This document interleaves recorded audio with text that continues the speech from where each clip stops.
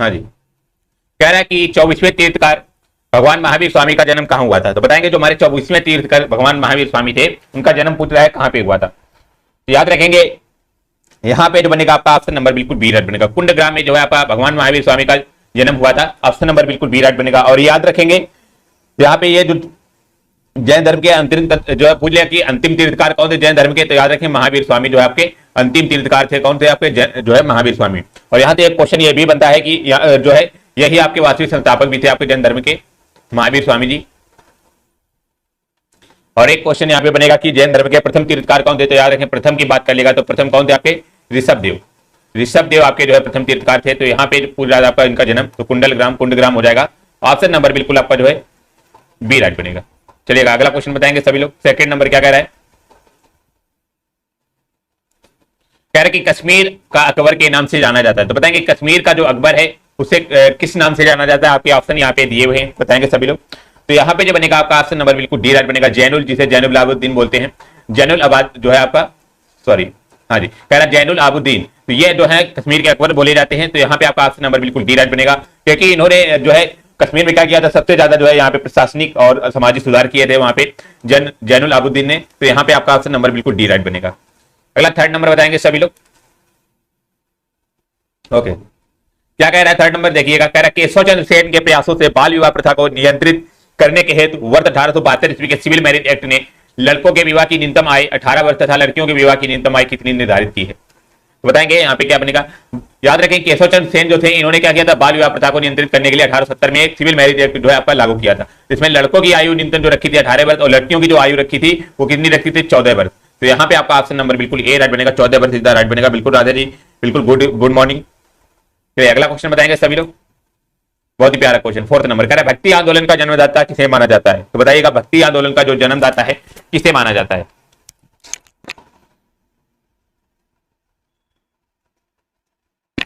तो यहाँ पे फोर्थ का जो बनेगा आपका ऑप्शन नंबर बिल्कुल सी राइट बनेगा, जो कि हमारे रामानुजाचार्य हैं। इन्हें ही आपका भक्ति आंदोलन का जो है आपका पिता माना जाता है। और ये जो थे एक तरह से हमारे रामानुजाचार्य एक वैष्णव संत थे। तो यहाँ पे आपका ऑप्शन नंबर बिल्कुल सी राइट बनेगा। अगला बताइएगा 5 नंबर क्या कह रहा है, निम्नलिखित में से किसे विधवा पुनर्विवाह का जोड़ दिया था? मोस्ट इंपोर्टेंट क्वेश्चन है आपका। तो बताइएगा विधवा पुनर्विवाह का जोड़ किसने दिया था? आपके ऑप्शन यहाँ पे दिए हुए हैं, बताएंगे सभी लोग। तो यहाँ पे जो बनेगा आपका ऑप्शन नंबर बिल्कुल 5 का ए राइट बनेगा। ईश्वर चंद्र विद्यासागर जो थे इन्होंने विधवा पुनर्विवाह का जो है सबसे ज्यादा जो आपका जोड़ दिया था। ऑप्शन नंबर बिल्कुल ए राइट बनेगा। अगला क्वेश्चन बताएंगे 6 नंबर क्या कह रहा है, बहुत ही अच्छा क्वेश्चन। कह रहा है कि कैबिनेट मिशन जो है आपका भारत में कब आया था? तो बताएंगे कैबिनेट मिशन जो है आपका वो भारत में कब आया था? तो यहाँ पे जो बनेगा आपका ऑप्शन नंबर बिल्कुल ए राइट बनेगा। जो कैबिनेट मिशन है वो हमारा 1946 में जो आपका भारत में आया था। और पूरे कौन से मंथ में आया था? तो याद रखें फरवरी मंथ में आया था। तो ऑप्शन नंबर यहाँ पे आपका बिल्कुल ए राइट बनेगा। और यहाँ से एक क्वेश्चन पूछ लिया जो है उस टाइम के प्रधानमंत्री जो थे इटली थे, ब्रिटेन के प्रधानमंत्री इटली ने जो है भारत में जो आपका 3 सदस्य जो आपके शिष्टा भेजा था। तो भारत उस टाइम के जो ब्रिटेन के प्रधानमंत्री कौन थे? इटली जी ने भेजा था। तो ऑप्शन नंबर बिल्कुल ए राइट बनेगा। और यहाँ से पूछ ले वो जो है प्रधानमंत्री इटली जी ने जो 3 सदस्य भेजे थे वो कौन कौन से थे? तो यहाँ से एक क्वेश्चन एक बन सकता है। तो याद रखें एक तो हमारे डलहौजी थे, डलहौजी के अलावा एक था कौन था? याद रखें स्टेफोर्ड क्रिप्स थे। और एक तीसरे जो थे हमारे अलेक्जेंडर। तो यहाँ पे आपका ऑप्शन नंबर जो बनेगा बिल्कुल ए राइट बनेगा। बिल्कुल राधे जी आपका ए राइट था। 7वां नंबर बताइएगा। कह रहे निम्नलिखित में से कौन उदारवादी नेता नहीं था? तो बताएंगे यहाँ पे कौन सा आपका उदारवादी नेता नहीं था? बिल्कुल बताएंगे 7th का। तो यहाँ पे जो बनेगा ऑप्शन नंबर बिल्कुल डी राइट बनेगा। आप लोगों ने पढ़ा होगा लाल बाल पाल मींस जो है आपका लाला लाजपत राय, बाल गंगाधर तिलक और आपके विपिन चंद्र पाल, ये तीनों जो थे हमारे ये हमारे गरम दल के नेता थे। और बाकी हमारे मदन मोहन मालवीय, दादा भाई नौरोजी, गोपाल कृष्ण गोखले, ये सारे हमारे उदारवादी नेता थे। तो यहाँ पे आपका ऑप्शन नंबर डी आपका राइट हो जाएगा। 8 नंबर बताएंगे। कह रहा कि भारतीय राष्ट्रीय कांग्रेस की प्रथम महिला अध्यक्ष कौन थी? तो बताएंगे भारतीय राष्ट्रीय कांग्रेस की जो आपकी प्रथम महिला अध्यक्ष कौन थी? तो यहाँ पे जो बनेगा आपका ऑप्शन नंबर बिल्कुल ए राइट बनेगा। एनी बेसेंट जो हमारी थी भारतीय राष्ट्रीय कांग्रेस की प्रथम महिला अध्यक्ष एनी बेसेंट। ऑप्शन नंबर बिल्कुल ए राइट बनेगा। याद रखेंगे जो इन्होंने क्या था, पहला कलकत्ता अधिवेशन जो था, कलकत्ता अधिवेशन की अध्यक्षता इन्होंने की थी। जो कि हमारा कब हुआ था, ईयर पूछ सकता है। तो 1917 में इन्होंने जो है कलकत्ता अधिवेशन की अध्यक्षता की थी। किसने? एनी बेसेंट ने। तो ऑप्शन नंबर यहाँ पे आपका ए राइट बनेगा। बिल्कुल एनी बेसेंट। बिल्कुल अनाया जी आपका गुड इवनिंग। अगला क्वेश्चन बताएंगे सभी लोग। 9 नंबर क्या कह रहा है, बहुत ही अच्छा क्वेश्चन। कह रहा स्वतंत्र भारत का प्रथम गवर्नर जनरल कौन था? तो बताएंगे स्वतंत्र भारत का प्रथम गवर्नर जनरल कौन था? आपके ऑप्शन यहाँ पे दिए हुए हैं, बताएंगे सभी लोग। तो यहाँ पे 9 का जो बनेगा ऑप्शन नंबर बिल्कुल सी राइट बनेगा। याद रखेंगे जो भारत के प्रथम गवर्नर जनरल की बात कर रहा है, तो भारत के प्रथम गवर्नर जनरल कौन? लॉर्ड माउंटबेटन था। ऑप्शन नंबर सी यहाँ पे आपका राइट बनेगा। याद रखें, जो अंतिम की बात कर लेगा तो अंतिम जो हमारे थे सी राजा गोपालाचार्य हमारे अंतिम गवर्नर जनरल थे, और बाकी प्रथम थे हमारे लॉर्ड माउंटबेटन। ऑप्शन नंबर यहाँ पे आपका बिल्कुल सी राइट बनेगा। अगला क्वेश्चन बताएंगे सभी लोग। 10 नंबर क्या कह रहा है? कह रहा है वर्ष 1930 में गांधी जी ने सत्याग्रह एवं दांडी यात्रा क्यों की? तो बताइए 1930 में गांधी जी ने सत्याग्रह एवं दांडी यात्रा जो आपकी क्यों की थी? तो यहाँ पे 10th का जो बनेगा ऑप्शन नंबर बिल्कुल ए राइट बनेगा आपका। नमक कानून तोड़ने के लिए जो है गांधी जी ने सत्याग्रह और दांडी यात्रा की थी। ऑप्शन नंबर बिल्कुल ए राइट बनेगा। बिल्कुल। अगला क्वेश्चन यहाँ पे बताएंगे सभी लोग। 11 नंबर क्या कह रहा है? निम्नलिखित में से कौन सा मंडल रेडियो तरंगों के विक्षेपण के उत्तरदायी? तो बताएंगे कौन सा मंडल जो है आपका रेडियो तरंगों के विक्षेपण के लिए उत्तरदायी है? ऑप्शन नंबर आपके दिए हुए बताएंगे सभी लोग। जब 11 का जो बनेगा ऑप्शन नंबर बिल्कुल बी राइट बनेगा आपका। आयन मंडल में जो आपका रेडियो तरंगे जो आपकी पाई जाती है, कौन से मंडल में? आयन मंडल। ऑप्शन नंबर बी यहाँ पे आपका राइट बनेगा। बिल्कुल। जितने भी आपके जो रेडियो हो गया, टेलीविजन हो गया, टेलीफोन हो गया, रेडार हो गया, ये सारे संचार से बेसिकली रिलेटेड, कम्युनिकेशन से रिलेटेड सारे भी आपके जो है आपके आयन मंडल में पाए जाते हैं। तो ऑप्शन नंबर यहाँ पे आपका बी राइट बनेगा। याद रखेंगे सभी लोग। अगला क्वेश्चन बताएंगे, बहुत ही बेहतरीन क्वेश्चन 12 नंबर। ओके, कह रहा कि निम्नलिखित में से कौन सी नदी पीर पंजाल श्रेणी में बेरीनाग के निकट से निकलती है तथा वूलर झील से होकर बहती है? तो बताएंगे कौन सी नदी जो आपकी पीर पंजाल श्रेणी में जो आपकी बेरीनाग के निकट से निकलती है तथा वूलर झील से होकर बहती है? तो यहां पे बनेगा आपका ऑप्शन नंबर बिल्कुल सभी लोग भाई प्लीज वीडियो को लाइक करिएगा। तो 12 का जो बनेगा ऑप्शन नंबर बिल्कुल बी राइट बनेगा। जो कि हमारी झेलम नदी है, ये हमारी कहां से? वूलर झील से होकर निकलती है। ऑप्शन नंबर बिल्कुल बी राइट बनेगा। बिल्कुल। अगला 13 नंबर बताएंगे, कह रहे निम्नलिखित में से किस प्रकार के वनों में सर्वाधिक जैव विविधता पाई जाती है? तो बताएंगे किस प्रकार के वनों में सर्वाधिक जैव विविधता पाई जाती है? तो यहाँ पे 13 का जो बनेगा ऑप्शन नंबर बिल्कुल ए राइट बनेगा। उष्णकटिबंधीय वर्षों के वनों में जो है आपका वर्षा वनों में आपकी जैव विविधता पाई जाती है। ऑप्शन नंबर बिल्कुल ए राइट बनेगा यहाँ पे। चलिए अगला क्वेश्चन बताएंगे सभी लोग। 14 नंबर क्या कह रहा है? पृथ्वी का कठोर बाहरी हिस्सा जिसमें क्रस्ट और जो है बाहरीतम मेंटल शामिल है, उसे क्या कहते हैं? तो बताएंगे पृथ्वी का जो कठोर बाहरी हिस्सा है जिसमें क्रस्ट हो गया और आपका मेंटल हो गया, उसे क्या कहते हैं? तो यहाँ पे जो बनेगा आपका ऑप्शन नंबर बिल्कुल बी राइट बनेगा। स्थल मंडल इज द राइट बनेगा। स्थल मंडल यहाँ पे आपका उसे स्थल मंडल कहते हैं। बिल्कुल। और यहाँ पे जो पूछ ले आपके क्रस्ट में जो आपकी कौन कौन सी आपकी जो है धातु पाई जाती है, याद रखेंगे सियाल इसे बोलते हैं। सिलिकॉन और एल्यूमिनियम जो आपका पाया जाता है, याद रखेंगे, ये भी पूछ सकता है। तो यहाँ पे आपका ऑप्शन नंबर बिल्कुल बी राइट होता है। बिल्कुल। शिवानी कमल जी बिल्कुल स्वागत है आपका, सॉरी शिवम कोमल जी, बिल्कुल आपका राइट हो जाएगा 13 का। अगला क्वेश्चन बताएंगे सभी लोग। 15 नंबर कह रहा है कि आपका काराकोरम पर्वत श्रृंखला में सबसे ऊंची चोटी कौन सी है? तो बताएंगे काराकोरम जो पर्वत श्रृंखला है उसमें सबसे ऊंची चोटी बताना आपकी कौन सी है?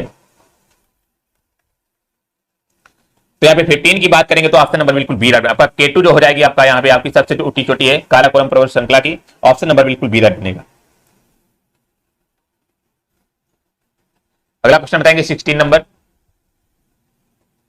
हाँ जी, चलिए। कह रहा है कि भारत में प्रचंड बेरोजगारी किस क्षेत्र में पाई जाती है? मोस्ट इंपोर्टेंट क्वेश्चन है आपका। कह रहा प्रचंड बेरोजगारी जो है कि किस क्षेत्र में आपकी पाई जाती है? बिल्कुल शिवम जी आपका राइट हो जाएगा बी। 16 का जो बनेगा ऑप्शन नंबर बिल्कुल ए राइट बनेगा। कृषि क्षेत्र में आपकी जो है प्रचंड बेरोजगारी पाई जाती है। ऑप्शन नंबर बिल्कुल बी राइट बनेगा। बेसिकली प्रचंड बेरोजगारी होती क्या है? एक तरह से हमारी आदर्श बेरोजगारी होती है। आदर्श बेरोजगारी का मतलब कि वह स्थिति होती है जिसमें किसी कार्य को करने के लिए जो है आपकी श्रमिकों की आवश्यकता जो होती है उससे अधिक जो है श्रमिक जो आपके कार्य पर लगे होते हैं। तो यहाँ पे जो आपकी बिल्कुल यहाँ पे आपका जो है उसी प्रकार मान लो आपकी कृषि में इसलिए होता है, मान लो कृषि में आपका काम जो है आपका कम होता है, बट वहां पे जो आपके मजदूर लोग होते हैं उनकी जो है आपकी जो है उनकी संख्या जो है ज्यादा होती है, इसीलिए जो है वहां पे आपकी प्रचंड बेरोजगारी बोली जाती है। बिल्कुल। ऑप्शन नंबर बिल्कुल ए राइट बनेगा। अगला 17 नंबर बताएंगे, कह रहे हैं मांग की धनात्मक आय लोच की व्याख्या कीजिए। तो बताएंगे मांग की जो है धनात्मक आय लोच है, लोच की व्याख्या करता है कौन सा नियम आपका व्याख्या करता है? बताइएगा। तो यहाँ पे जो बनेगा आपका ऑप्शन नंबर बिल्कुल ए राइट बनेगा। एंजल का नियम जो बताता है, क्या कहता है कि मांग की धनात्मक आय जो है लोच की व्याख्या करता है कौन सा है? एंजल का नियम। ऑप्शन नंबर बिल्कुल ए राइट बनेगा।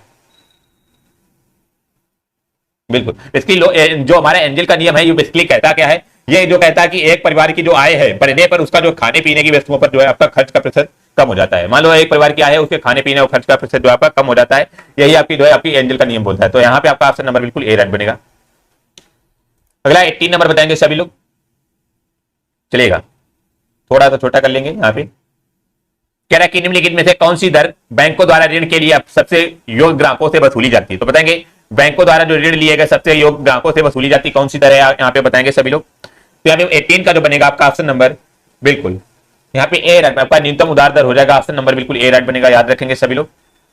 19 नंबर बताइएगा, कह रहा है यदि किसी वस्तु के लिए उपभोक्ता की मांग उसी दिशा में है जिस दिशा में उपभोक्ता की आय है तो उस वस्तु के लिए उपभोक्ता की मांग का उसकी कीमत के साथ विपरीत संबंध होता है, उसे डैश कहा जाता है। तो बताएंगे क्या कहा जाता है भाई, क्वेश्चन को बहुत ही ध्यान से पढ़िएगा सभी लोग। तो यहाँ पे 19 का जो बनेगा ऑप्शन नंबर बिल्कुल ए राइट बनेगा, उसे हम क्या कहते हैं, आपका मांग का नियम कहते हैं। तो ऑप्शन नंबर बिल्कुल ए राइट हो जाएगा। 20 नंबर बताइएगा सभी लोग, चलिएगा। ओके, कह रहा किसी निम्न स्थिर वस्तु की मांग में वृद्धि उपभोक्ता की आय में डैश के साथ होती है। बताएंगे किसी निम्न स्थिर जो है, यहाँ पे थोड़ा सा छोटा कर लेंगे बस, आयोग समझ में आ रहा है। कह रहा निम्न स्थिर वस्तु की मांग में वृद्धि उपभोक्ता की आय में डैश के साथ होती है। यहाँ पे 20 का जो बनेगा आपका ऑप्शन नंबर बिल्कुल बताइएगा सभी लोग, क्या बनेगा।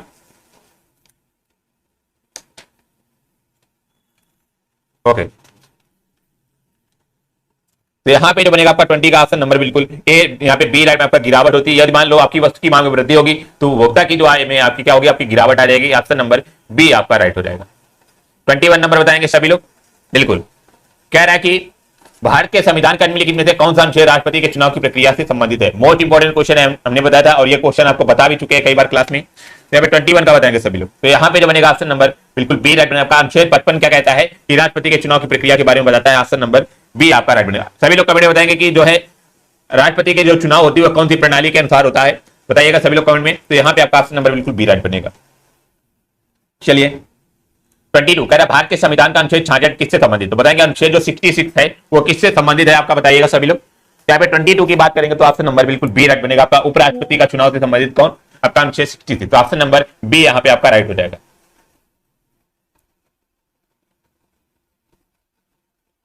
अगला क्वेश्चन बताएंगे सभी लोग, भारतीय संविधान के अनुसार निम्नलिखित में से अवशिष्ट शक्तियां प्रदान की गई हैं। तो बताएंगे अनुसार जो आपकी किसे अवशिष्ट शक्तियां प्राप्त की गई हैं, प्रदान की गई हैं। यहाँ पे 23 की बात करेंगे तो ऑप्शन नंबर बिल्कुल सी यहाँ पे आपका राइट बनेगा। केंद्र को जो आपकी अवशिष्ट शक्तियां प्रदान की गई, अभी हमने बताया था कल की क्लास में कि सूचियां हमारी होती हैं 3 प्रकार की होती हैं, केंद्र सूची, राज्य सूची और आपकी समवर्ती सूची। तो यहाँ पे बात करा था अवशिष्ट शक्तियां जो कि हमारी केंद्र सूची जो है केंद्र के माध्यम से आपकी जो है प्रदान की जाती है। तो ऑप्शन नंबर बिल्कुल सी यहाँ पे आपका राइट हो जाएगा, बिल्कुल। 24 नंबर का बताएगा, क्या संविधान सभा का संवैधानिक सलाहकार कौन था। बताएंगे संविधान सभा का जो है आपका संवैधानिक सलाहकार बताइएगा यहाँ पे कौन सा था। तो यहाँ पे जो बनेगा ऑप्शन नंबर बिल्कुल ए राइट बनेगा। जो बीएन राव है हमारे डॉक्टर बीएन राव, वो संवैधानिक संवैधानिक सलाहकार थे। ऑप्शन नंबर बिल्कुल यहाँ पे आपका ए राइट होता है बेसिकली। और यहाँ पे याद रखेंगे एक क्वेश्चन और भी पूछता है, जो संविधान सभा के आपके अध्यक्ष कौन थे। तो हमारे याद रखें राजेंद्र प्रसाद थे, बिल्कुल। और प्रारूप समिति के अध्यक्ष पूछ ले, हमारा प्रारूप समिति के अध्यक्ष, तो याद रखें प्रारूप समिति के अध्यक्ष कौन थे, आपके बी आर अम्बेडकर थे, अम्बेडकर बेसिकली थे आपके। तो यहाँ पे आपका ऑप्शन नंबर ए राइट था, बिल्कुल। 25 बताएंगे सभी लोग, कह रहे कि भारतीय संसद की सबसे बड़ी समिति कौन सी है। तो बताएंगे भारतीय संसद की जो आपकी सबसे बड़ी समिति कौन सी है। तो यहाँ पे 25 पर जो बनेगा ऑप्शन नंबर बिल्कुल ए राइट बनेगा। जो है प्राक्कलन समिति जिसे बोलते हैं, वो सबसे बड़ी समिति कौन सी आपकी भारतीय संसद की, प्राक्कलन समिति। ऑप्शन नंबर ए यहाँ पे आपका राइट हो जाएगा, बिल्कुल। इसमें बेसिकली सदस्यों की संख्या जो थी आपकी इस समिति में आपकी 30 सदस्य थे हमारे, तो जो कि हमारी सबसे बड़ी आपकी एक तरह से आपकी जो है समिति थी। और इसका कार्यकाल की बात करें, समिति का कार्यकाल जो था हमारा 1 वर्ष का था, तो इसीलिए आपकी जो है संविधान की सबसे बड़ी समिति है हमारी प्राक्कलन समिति। ऑप्शन नंबर ए आपका राइट हो जाएगा यहाँ पे। अगला क्वेश्चन बताएंगे, आपका स्वांस के क्वेश्चन भी आपके 5 क्वेश्चन पूछे जाते हैं, जो कि आपके बहुत ही अच्छे क्वेश्चन बताएंगे। कह रहा है आसुमेलित तत्व को पहचाने। तो यहाँ पे बताना आपके आसुमेलित तत्व कौन सा है। तो यहाँ पे जो बनेगा आपका ऑप्शन नंबर बिल्कुल सी राइट बनेगा। विटामिन B6 का जो रासायनिक नाम है याद रखें, स्कॉर्बिक एसिड नहीं आपका, याद रखें इसका जो है आपका यहाँ पे पायरिडॉक्सिन है, पायरिडॉक्सिन, जो कि हमारा विटामिन B6 का रासायनिक नाम। जो हमारा विटामिन B1 है इसका थाइमन हो जाएगा, विटामिन B2 का राइबोफ्लेविन और विटामिन B12 का साइनोकोबाल्मिन। तो यहाँ पे आपका ऑप्शन नंबर बिल्कुल सी राइट हो जाएगा, याद रखेंगे सभी लोग। 27 नंबर बताएंगे सभी लोग, यहाँ पे क्या कह रहा है, कह रहा है एक कोष की प्राणियों को वर्गीकृत किया जाता है। बताएंगे एक कोष की प्राणियों को जो है वर्गीकृत किया जाता है। ऑप्शन नंबर बताएंगे सभी लोग। तो यहाँ पे जो बनेगा ऑप्शन नंबर बिल्कुल सी राइट बनेगा। आपका प्रोटोजोवन के रूप में जो आपका एक कोष की प्राणियों को वर्गीकृत किया जाता है। ऑप्शन नंबर बिल्कुल सी राइट हो जाएगा। अगला 28 नंबर बताएंगे, कह रहा है केले के पौधे की जड़ है। बताएंगे केले के पौधे की जड़ है तो हमारी कौन से मूल की जड़ है। तो यहाँ पे 28 का जो बनेगा ऑप्शन नंबर बिल्कुल डी राइट बनेगा। आपका स्थानिक जो मूल हो जाएगा आपका केले के पौधे की जड़ कैसी है, आप स्थानिक मूल। ऑप्शन नंबर डी यहाँ पे आपका राइट हो जाएगा, बिल्कुल। आदित्य शिवम कोमल जी आपका राइट है, थैंक यू। अगला 29 नंबर बताएंगे सभी लोग, कह रहा है जब कोई जहाज समुद्र से नदी में प्रवेश करता है तब। तो बताएगा जब कोई जहाज जो आपका समुद्र से यदि नदी में प्रवेश करता है तो क्या होगा। तो यहाँ पे जो बनेगा ऑप्शन नंबर बिल्कुल ए राइट बनेगा, थोड़ा ऊपर उठ जाता है। ऑप्शन नंबर यहाँ पे आपका बिल्कुल ए राइट बनेगा। अगला क्वेश्चन बताएंगे 30 नंबर, यहाँ पे क्या कह रहा है, बहुत ही प्यारा क्वेश्चन है। कह रहा थाइमस ग्रंथि द्वारा निर्मित हार्मोन का नाम बताना है। बताएगा थाइमस ग्रंथि द्वारा निर्मित हार्मोन का क्या नाम है। तो यहां पे जो बनेगा आपका ऑप्शन नंबर बिल्कुल डी राइट बनेगा। यहाँ पे जो है थाइमोसिन जो है आपका थाइमस ग्रंथि जो है आपका हार्मोन निकलता है, ऑप्शन नंबर डी यहाँ पे आपका राइट हो जाएगा। प्लीज वीडियो को लाइक कर दे जो लोग नहीं हो। अगला 31 नंबर आपके जो है यहाँ पे मैथ के क्वेश्चन आपके 5 क्वेश्चन आते हैं, बहुत ही बेसिक क्वेश्चन, तो सभी लोग बताइएगा। पहला क्वेश्चन क्या कह रहा है, जो 7 का 65 इंटू में 6 का 41 इंटू 3 का 57 में इकाई का अंक बताना है। इकाई का अंक बताना है बेसिकली। तो आप सभी लोगों ने आपका रूल होता है क्या कि किसी भी संख्या मान लो ये पावर है तो 7 की पावर जो कुछ भी पावर है तो हमें करना है जो पावर होती है घात होती है उसमें 4 का डिवाइड करते हैं। तो 4 का डिवाइड करने पर जो शेषफल होता है उसी को जो हम यहाँ पे लिखते हैं घात की जगह। जैसे 65 है हमारा 7 की पावर 65, तो 65 को हम 4 से डिवाइड करेंगे। 4 से डिवाइड करेंगे तो हमारा कितनी बार जाएगा, आपका 16 बार जाएगा, 16 चौकी 64। तो यहाँ पे आपका एक शेषफल बचा। तो ये एक तरह से आपका 7 की पावर 1 हो जाएगा यहाँ पे इंटू में। और 6 एक ऐसा नंबर है इसकी चाहे जितनी भी पावर कर दो इसकी जो है इकाई अंक जो है कभी बदलेगा नहीं। यहाँ पे 6 एक ऐसी संख्या है जिसकी चाहे जितनी पावर कर दो 1 2 3 4 5 6 7 इसकी इकाई संख्या जो आपकी 6 ही रहेगी। अब 3 की पावर 57 है तो 57 में भी आपका जो है 4 का डिवाइड करेंगे 57 का, तो यहाँ पे कितने आ जाएगा 14 से कुछ 56 एक शेषफल बचा इसमें भी, तो यहाँ पे आपका 3 की पावर 1 हो जाएगा। तो इसको गुणा कर लेंगे तो यहाँ पे कितना बनेगा 36 18 7 126 126 आएगा। तो इसमें इकाई अंक कितना होगा आपका 6 हो जाएगा। तो इस आपका जो है क्वेश्चन का आपका इकाई अंक हो जाएगा आपका 6 हो जाएगा। ऑप्शन नंबर यहाँ पे आपका ए राइट हो जाएगा। समझ में आया सभी को। तो 31 का ऑप्शन नंबर बिल्कुल बी राइट बनेगा। याद रखेंगे सभी लोग, ध्यान से पढ़िएगा सभी लोग क्वेश्चन को। और अगली क्वेश्चन बहुत ही बेहतरीन क्वेश्चन है आपका ये 32 नंबर।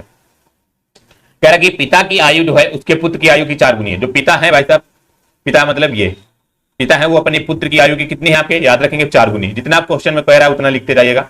4 गुनी है। कह रहा 5 वर्ष पहले पिता की आयु पुत्र की आयु की 9 गुनी थी। कह रहा 5 वर्ष पहले जो पिता की आयु पुत्र की आयु कितनी थी आपकी 9 गुनी थी। तो ये हमारी कितनी 5 वर्ष पहले थी। तो 5 वर्ष पहले हमने जो है लगा लिया 5 वर्ष पहले। अब हमें पूछ क्या रहा कि पिता की वर्तमान आयु है। तो जब भी इस टाइप का क्वेश्चन है तो हमें करना क्या है कि आपको जो है ये बराबर करने हो। तो 4 और ए के बीच डिफरेंस कितना आपका 3 है और 9 और इसके ए के बीच डिफरेंस कितना आपका 8 है। तो हम करेंगे क्या, जो हमारा डिफरेंस निकला है ये 8 का ऊपर गुणा कर देंगे और 3 का आपका जो है नीचे गुणा कर देंगे। जो आपका 3 का डिफरेंस आया है ये आपका जो है नीचे गुणा कर देंगे। हमें बेसिकली करना क्या होता है कि दोनों में आपका 5 साल का अंतर है भाई, जो आपके पिता और पुत्र की आयु में जो आपका 5 साल का ये गैप दिया हुआ है। तो हमें क्या करना है इनका डिफरेंस बराबर करना है। जैसे 4 और 9 का डिफरेंस कितना 5 हो रहा था, बट 1 और 1 का डिफरेंस हमारा बराबर नहीं हो रहा था। तो इसीलिए हमने जो है डिफरेंस बराबर करने के लिए 8 और 3 का ऊपर नीचे गुणा किया। तो ये नया रेशियो जो बनेगा 8 के 32 बनेगा और आपका 8 एकम 8 बनेगा और नीचे आपका 9 3 27 बनेगा और ये आपका 3 एकम 3 बनेगा। ठीक है। तो आपका जो यहाँ पे डिफरेंस आया है पिता और पुत्र की आयु का वर्तमान में माना कितना है 32 और 27 के भी डिफरेंस कितना आपका 5 है और इसमें भी 8 और 3 के भी डिफरेंस कितना आपका 5 है। तो 5 डिफरेंस बराबर हुई। आयु कितनी थी आपकी 5 वर्ष पहले बोला था ना, 5 वर्ष पहले पिता की आयु जो आपकी जो यहाँ पे 9 गुनी थी। तो यहाँ पे 5 डिफरेंस जो निकला तो वो हमारा 5 बराबर 5 हो जाएगा। तो यहाँ से आपका 1 का 1 निकला। तो पिता की वर्तमान आयु कितनी है, तो पिता की हमारी वर्तमान आयु जो की है आपकी 32 वर्ष हो जाएगी। ऑप्शन नंबर यहाँ पे आपका बिल्कुल बी राइट बनेगा। और ये नीचे वाली जो है ये 5 वर्ष पहले की आयु है और ये हमारी जो है ऊपर वाली आपकी वर्तमान आयु हो जाएगी। यहाँ पे पिता की आयु जो है आपकी 32 वर्ष हो जाएगी। ऑप्शन नंबर बिल्कुल बी राइट बनेगा। समझ में आया सभी को, समझ में आया कि नहीं बताइएगा सभी लोग। ये समझ में नहीं आया दोबारा से आपको बताया जाएगा, कमेंट में लिख कर बताइएगा सभी लोग। तो यहाँ पे आपका ऑप्शन नंबर बिल्कुल बी राइट बनेगा। राधे जी आपका 30 का बी राइट होगा, यहाँ पे आपका ए नहीं होगा राधे जी। अगला क्वेश्चन बताएंगे सभी लोग।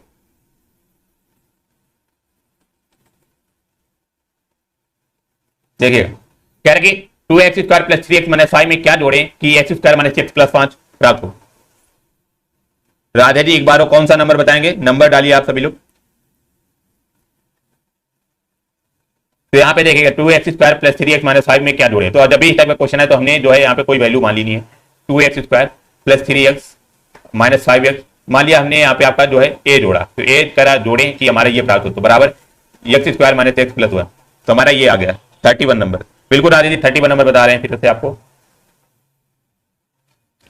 31 देखिएगा क्या कह रहा है, राधे जी ने पूछा है आपका इकाई का अंक पूछ रहा है। तो इकाई का अंक के लिए हमने बताया है कि आपको करना क्या है, जब भी आपका इस टाइप से पहले तो इसमें रूल चलता है 6 और 5 एक ऐसी संख्या है इनके कुछ भी पावर लिख दो, 1 2 3 4 5 या 10 भी पावर, चाहे 100 पावर, चाहे 1000 पावर या 1 लाख पावर। इनका जो इकाई अंक होगा, इकाई अंक हमेशा जो है आपका सेम रहेगा। तो 5 का 5 ही रहेगा, आपका 6 का 6 ही इकाई अंक रहेगा। ठीक है। और बात करेंगे आपका 7 हो गया आपका और 9 हो गया। 9 में आपका एक रूल चलता है। 9 में क्या चलता है आपका, यदि आपका इवन नंबर लिखा हुआ है ऊपर तो आपका जो है इकाई अंक होगा 1 होगा, यदि ऑड लिखा हुआ है तो आपका इकाई अंक होगा जो आपका 9 होगा। तो 9 में आपका ये रूल चलता है। ठीक है। और यहाँ पे 3 में क्या होगा, 3 में आपका जो 4 से डिवाइड करना पड़ेगा। जैसे 7 के बाद 65 है तो 65 बेसिकली आपका 65 में क्या करेंगे 4 से डिवाइड करेंगे। तो 4 से डिवाइड करेंगे तो हमारा शेषफल की बात करेंगे, शेषफल कितना आएगा आपका 1 आ जाएगा। 1 आएगा शेषफल। तो यहाँ पे 7 पावर 1 हो जाएगा इंटू में 6 का हमने बताया कि कभी भी आपका जो इकाई अंक नहीं बदलता, तो 6 का 6 ही रहेगा। इंटू में 3 की पावर आपका 57 है, तो इसमें 57 में आपका क्या करेंगे, 4 का डिवाइड करेंगे, तो 4 का जब भाग करेंगे तो हमारा शेष पर जो आएगा आपका 1 आएगा। तो यहाँ पे 3 की पावर 1 लिख लिया हमने। ठीक है, अब इसको मल्टी गुणा कर लेंगे तो 7 6 42 का कितना होता है आपका 126 होता है। तो 126 आया, तो हमारा 126 आंसर नहीं होगा, क्योंकि यहाँ पे इकाई अंक की बात कर रहा है, तो इकाई अंक जो होता है हमारा ये होगा 6 हो जाएगा, आपका यूनिट डिजिट बोलते हैं जिसके, तो यहाँ पे 6 हो जाएगा, ऑप्शन नंबर बी यहाँ पे आपका राइट हो जाएगा। समझ में आया? राधे जी बताएंगे, फिर से आपको बताया जाएगा, नहीं तो समझ में आया कि नहीं आएगा? यदि समझ में ना आया आपको दोबारा से अब क्या करेंगे, व्हाट्सएप पे आप लोग मैसेज कर देंगे तो आपको दोबारा से बताया जाएगा। चलिए 33 देखेंगे। 33 में हम कहां पर थे, कह रहा कि 2x² + 3x - 5 में क्या जोड़े कि x² - x + 1 प्राप्त हो। तो हमने क्या किया कि 2x² + 3x - 5 में मान लिया आपने a जोड़ लिया, तो a जोड़ लिया तो हमारा जो है x² - x + 1 आया। तो हमें बेसिकली करना क्या है कि ये हमें a की वैल्यू फाइंड, तो आपकी a की वैल्यू जो है आपकी जो है यहाँ पे निकालनी है। तो a की वैल्यू निकालने के लिए हमें करना क्या पड़ेगा, तो 2x² + 3x माइनस आपका 5, और ये आपका जो है इधर आ जाएगा, माइनस में करेंगे तो यहाँ पे -x² फिर -x + 1, तो यहाँ से हमारा जो है आपकी a की वैल्यू निकल आएगी। तो बेसिकली ये वाले जो हमारे लिखा हुआ है आपका जो समीकरण लिखा हुआ है, इससे ये समीकरण को घटा देंगे तो हमारा बेसिकली आंसर आ जाएगा। तो यहाँ पे 2x² से 1x² घटाएंगे तो हमारा कितना आ जाएगा, आपका x² आ जाएगा। फिर ये हमारा माइनस माइनस प्लस हो जाएगा, तो 3x + 4x हो जाएगा, हमारा कितना आपका 4x हो जाएगा। ठीक है, -5 और यहाँ पे हो जाएगा -1, तो -6 आ जाएगा। तो यहाँ पे x² + 4x - 6 आ जाएगा। आपका कौन सा ऑप्शन हो जाएगा, ऑप्शन नंबर बिल्कुल सी राइट बनेगा। यहाँ पे आपका सी राइट बनेगा, बिल्कुल यहाँ पे आपका सी आपका राइट हो जाएगा। और बाकी आपका यहाँ पे ऑप्शन से भी आप चेक कर सकते थे कि आपको जोड़कर देख सकते थे। तो अगला क्वेश्चन बताएंगे सभी लोग, 34 बताइएगा। बिल्कुल कह रहा कि 2 अंकीय संख्याओं का योगफल 132 है, यदि उनका माशा 11 है तो संख्या ज्ञात करनी है। तो जब भी इस टाइप का क्वेश्चन है तो बेसिकली आपको करना क्या है, पहले तो आपको जो है ये बाई ऑप्शन करना है। तो बाई ऑप्शन करेंगे तो यहाँ पे आप लोग सभी को कह रहे हैं संख्याओं का योगफल आपका 132 हो, तो यहाँ पे 132 आपका जो यहाँ पे आपका पहला भी आपका हो सकता है, यहाँ पे पहला ऑप्शन भी हो सकता है। और 44 और 88 जोड़ेंगे 8 4 12 8 4 12 1 13, तो दूसरा भी हो सकता है। और तीसरी बात करेंगे 33 और 99 आपका ये भी हो सकता है, और डी आपका ये भी हो सकता है। बट यहाँ पे आपका ये तो कभी कोई फॉलो नहीं कर रहा है, तो बट आगे देखेंगे, कह रहा है उनका मासा 11 हो, तो हमें ऐसी संख्याएं निकालनी जिनका मासा 11 हो। तो हमारा ऑप्शन नंबर बिल्कुल ए आपको दिख रहा होगा कि 55 और 77 के बीच केवल और केवल आपका 11 जो है आपका यहाँ पे कॉमन है, क्योंकि 55 को लिख सकते हैं 11 × 5, 77 को लिख सकते हैं 11 × 7, तो यहाँ पे आपका 11 कॉमन हो जाएगा। बाकी आप यहाँ पे आपका जो है 44 पूरा आपका मासा हो जाएगा, इसमें आपका 22 मासा हो जाएगा, इसमें 33 मासा हो जाएगा। तो यहाँ पे आपका ऑप्शन नंबर ए आपका राइट हो जाएगा। थैंक यू आपका राधे जी, बी नहीं होगा, यहाँ पे आपका ऑप्शन नंबर ए राइट हो जाएगा। 35 नंबर बहुत ही बेहतरीन क्वेश्चन और बहुत ही अच्छा क्वेश्चन, लाजवाब क्वेश्चन आपका, एक एवरेज का जरूर क्वेश्चन पूछा जाएगा, तो भाई सभी लोग ध्यान से देखिएगा। यहाँ पे कह रहा है किसी परीक्षा में 120 परीक्षार्थियों द्वारा प्राप्त अंक का औसत 35 है, कह रहा उत्तीर्ण परीक्षार्थियों द्वारा प्राप्त अंकों का औसत 39 है, तो कह रहा अनुत्तीर्ण परीक्षार्थियों द्वारा प्राप्त अंकों का औसत 15 है, तो कह रहा परीक्षा में उत्तीर्ण परीक्षार्थियों का संख्या बतानी है। तो हमने किसकी पूछ रहा है, तो याद रखें उत्तीर्ण परीक्षार्थियों की संख्या पूछ रहा है, तो आपके पास परीक्षार्थियों की संख्या पूछ रहा है। तो हमने मान लिया कि उत्तीर्ण जो हमारे थे, उत्तीर्ण विद्यार्थी या परीक्षार्थी जो थे उनका हमने x मान लिया x होंगे वो हमारे, ठीक है x होंगे, टोटल हमारे हैं कितने 120। मान लो जब उत्तीर्ण हमारे x होंगे तो हमारे फेल वाले कितने होंगे, फेल वाले भाई साहब 120 - x होंगे। समझ में आया कि नहीं, कि x हमारे जब पास हो रहे हैं तो 120 - x हमारे क्या होंगे, फेल होंगे। फेल इसलिए होंगे क्योंकि 120 हमारे टोटल है, तो ये तो आपको समझ में आ गया। फिर कह रहा कि यहाँ पे 120 परीक्षार्थियों का औसत कितना आपका 35 है। तो हमने ये बताया था फार्मूला की औसत बराबर होता है कुल पदों का योग बटे पदों की संख्या, तो हमने यहाँ पे टोटल निकाल लिया। तो 120 × 35 करेंगे, तो 120 × 35 बराबर में क्या करेंगे, हमने उत्तीर्ण वालों का जो है माना कितना आपका x माना है, जो कि औसत कितना आपका 39, तो यहाँ पे 39 x हो जाएगा टोटल। फिर प्लस आपका जो है जो यहाँ पे फेल वाले कितने थे आपके 15 औसत माना था, तो यहाँ पे 120 माइनस का x इंटू में 15 हो जाएगा। तो यहाँ पे 120 इंटू 35 करेंगे तो कितनी बार जाएगा, 12 × 5 = 60, 6 × 5 = 36 और 6 कितना हो जाएगा आपका 42, तो 4200 हो जाएगा। इक्वल में 39 x प्लस में आपका 12 और 15 इसमें करेंगे तो 12 × 5 = 60 और 6 12 = 12 6 18, तो यहाँ पे 1800 हो जाएगा, माइनस का 15 x आ जाएगा। तो यहाँ से x की वैल्यू बेसिकली आपको निकालनी है। तो x की वैल्यू निकालने के लिए आप क्या करेंगे, हम करेंगे क्या, यहाँ पे आपका 1800 इधर चला जाएगा तो कितना बचेगा आपका 0 बचेगा, 0 आपका 4 बचेगा, यहाँ पे 3400 बचेगा। 3400 बराबर में यहाँ पे आपका कितना बचेगा, 4 बचेगा और आपका 2 2400 बचेगा। 2400 फिर सॉरी यहाँ पे आपका 2400 बचेगा। जब 4200 से हम 1800 घटाएंगे तो आपका 2400 बचेगा। तो यहाँ पे x की वैल्यू जो आ गई आपकी 100 आ गई। तो यहाँ पे जो उत्तीर्ण परीक्षार्थी थे हमारे कितने 100 हो जाएंगे। ऑप्शन नंबर बिल्कुल ए राइट बनेगा, बिल्कुल ए आपका राइट हो जाएगा। चलिए 36 नंबर आपके हिंदी के क्वेश्चन, आपके व्याकरण के क्वेश्चन यहाँ पे आ चुके हैं, जो कि आपके यहाँ पे हिंदी का भी वेटेज अच्छा खासा रहता है एग्जाम में। तो 36 बताएंगे, कह रहे निम्नलिखित में से कौन सा शब्द स्त्रीलिंग है। तो हमने बताया था स्त्रीलिंग पुल्लिंग को पहचानने के लिए हमें करना क्या, मन में कोई वाक्य बना लेना है जिससे आप आसानी से पहचान सकेंगे। तो 36 का जो बनेगा ऑप्शन नंबर बिल्कुल डी राइट बनेगा आपका, रचना यहाँ पे आपका राइट हो जाएगा। जो कि स्त्रीलिंग है। बाकी उपहार मस्तक ग्रंथ जो हो जाएंगे ये सारे आपके पुल्लिंग शब्द हो जाएंगे। अगला 37 नंबर बताएंगे सभी लोग। कह रहा है कि वह स्त्री जिसका पति परदेश गया हो, वाक्यांश के लिए एक शब्द बताना है। कह रहा है वह स्त्री जिसका पति परदेश या विदेश गया हो उसके लिए एक शब्द बताना है। यहाँ पे क्या बनेगा, तो यहाँ पे जो बनेगा ऑप्शन नंबर बिल्कुल सी राइट बनेगा। उसे प्रोसित पत्रिका बोलते हैं। प्रोसित पत्रिका का मतलब होता है जिसका पति परदेश गया हो। ऑप्शन नंबर बिल्कुल सी यहाँ पे आपका राइट हो जाए बिल्कुल। और यहाँ पे बात करेंगे नवोटा क्या होता है। नवोटा होता है जिसका मीन्स आपका हाल ही में विवाह हुआ, हाल ही में विवाह हुआ हो, मीन्स आपका नया विवाह हुआ हो तो उसे हम नवोटा बोलते हैं। ठीक है। और यहाँ पे याद रखें जो जिसका पति प्रदेश जाने वाला हो, यदि बात करेंगे आपका जाने वाला हो, जो जाने वाला विदेश हो, जाने वाला विदेश पति जो होगा हमारा वो क्या होगा, वो हमारा जो है प्रवस्य पत्रिका होगा।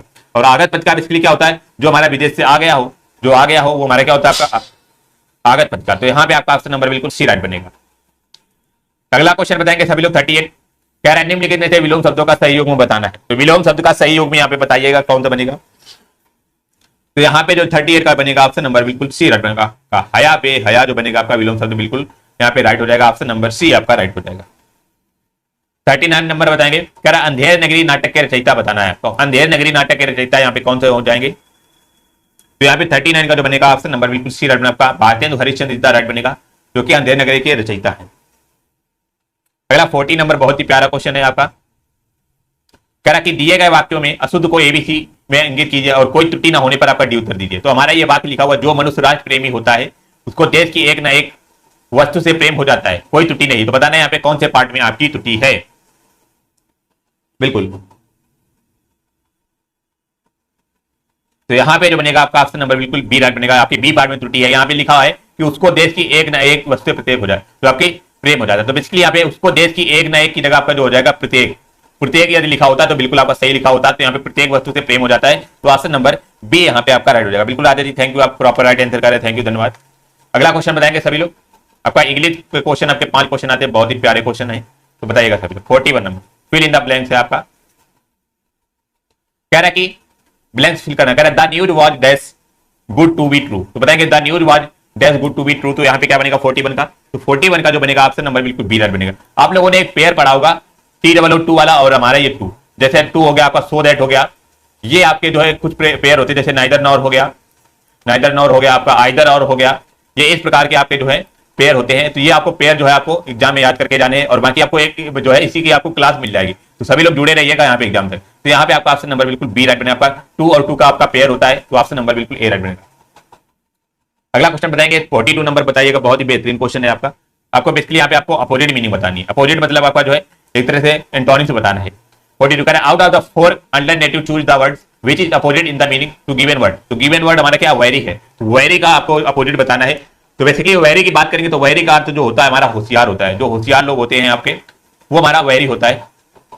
तो यहाँ पे आपका ऑप्शन नंबर जो बनेगा आपका बेसिकली ऑप्शन नंबर डी यहाँ पे आपका राइट बनेगा। अपोजिट जो बनेगा इट जो है इनअटेंटिव। इनअटेंटिव का मतलब जो बिल्कुल आपका ध्यान ना दे, जो कि होशियार ना हो। तो यहाँ पे आपका ऑप्शन नंबर बिल्कुल ए राइट बनेगा। जो बिल्कुल अटेंशन ना दे, बिल्कुल किसी की तरफ ध्यान ना दे, वो हमारा जो हो जाएगा आपका इनअटेंटिव। ऑप्शन नंबर बिल्कुल डी राइट बनेगा। वेरी का मतलब होता है होशियार, मींस अटेंशन देना, किसी की तरफ ध्यान देना। तो ऑप्शन नंबर बिल्कुल डी राइट हो जाएगा।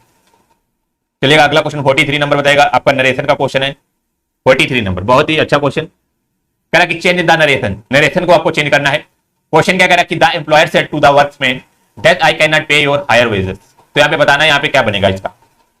तो सभी को पता कि स्वेट टू का जो आपका चेंज होता है किसमें आपका टोल्ड में चेंज होता है और कैन नॉट जो हमारा चेंज होगा आपका कुड नॉट में चेंज होगा। तो आपका यहाँ पे देखेंगे कौन कौन सा आपका ऑप्शन नंबर यहाँ पे आपका जो है ए भी हो सकता है और यहाँ पे आपका जो है ये कैन नॉट डी तो आपका वैसे ही कट गया क्योंकि यहाँ पे आपका जो है कैन नॉट का कैन ही नॉट लिखा हुआ तो ये तो आपका गलती हो गया। सी भी आपका ऑप्शन नहीं होगा क्योंकि यहाँ पे आपका फॉरवर्ड दिया हुआ बट यहाँ पे फॉरवर्ड इसलिए नहीं क्योंकि यहाँ पे आपका जो है क्वेश्चन मार्क है। क्वेश्चन मार्क यहाँ पे होता है आपका तो आपका जो फॉरवर्ड लग जाता है तो इसीलिए आपका ऑप्शन नंबर सी भी कट गया। बचा ऑप्शन और ए और बी में। ए में देखेंगे क्या लिखा the employer told the workman that he could not be paid higher wages. तो यहाँ पर भी आपका गलत हो जाएगा। ए नंबर इसलिए गलत हुआ क्योंकि आपका बी हो जाएगा क्योंकि नरेशन में बेसिकली होता क्या है कैन का आपका जो है केवल और केवल आपका कुड चेंज होता है। बाकी आपका कैन का जो कैन भी होता है ये हमारा पैसिव वॉइस में चेंज होता है। तो ये आपका ऑप्शन नंबर ए भी गलत हो जाएगा। तो ऑप्शन नंबर बी आपका राइट हो जाएगा। राइट क्या होगा कि the employer told the workman that he could not pay him higher wages. तो यहाँ पे आपका ऑप्शन नंबर बी यहाँ पे बिल्कुल राइट हो जाएगा। थैंक यू, आपका बिल्कुल बी राइट था।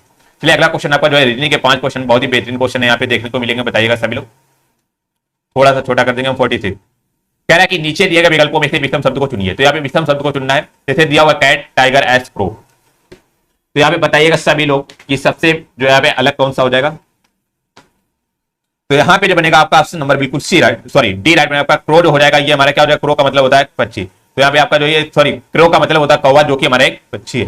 बिल्कुल अनन्या जो है बघेल जी, स्वागत है आपका, थैंक यू, जय हिंद, वंदे मातरम। तो यहाँ पे क्रो का अर्थ होता है आपका जो है कौवा, जो कि हमारा एक पक्षी है। तो ऑप्शन नंबर बिल्कुल डी राइट। बाकी कैट, टाइगर, एस का मतलब होता है गधा। ये तीनों आपके जो है जानवर हो जाएंगे।